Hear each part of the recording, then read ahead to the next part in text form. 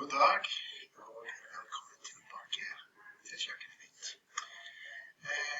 For både råstofflære, hygiene, kosthold, næring og helse og menylære, så har vi bestemt at vi skal gjøre et prosjekt som heter Faguttrykk. Hva faguttrykk, spør du? Veldig godt spørsmål. Faguttrykk finner du under fag og ressurser, og så går du inn på det her mappet som heter Faguttrykk, og da har du alle disse her filer. Så vi starter med A og B faguttrykk i dag, for eksempel. Last ned faguttrykk. Så har vi for eksempel alle faguttrykk som en utøver i restaurant- og matfag på VG2-nivå burde kunne. For eksempel absorbere, hva betyr det? Det betyr å suge til seg kraft. Hva betyr bardere? Det betyr å binde opp kjøttfugl eller fjærfø på en tynne spekkskive for å hindre uttørking. Så her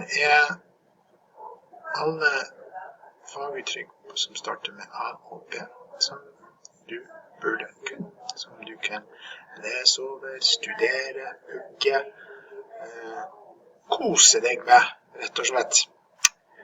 Og etter du tror du har fått kustus på det, kan du lukke den filen, og så tilbake til It's Learning, og da kan du prøve deg på testen til å se om den har satt. Så her en digital test på de der faguttrykkene som starter med A og B. For eksempel, hvis du husker, absorbere, hva betyr det? Det var en av disse her på høyre side. Det var for eksempel for å suge til seg kraft. Vi reger.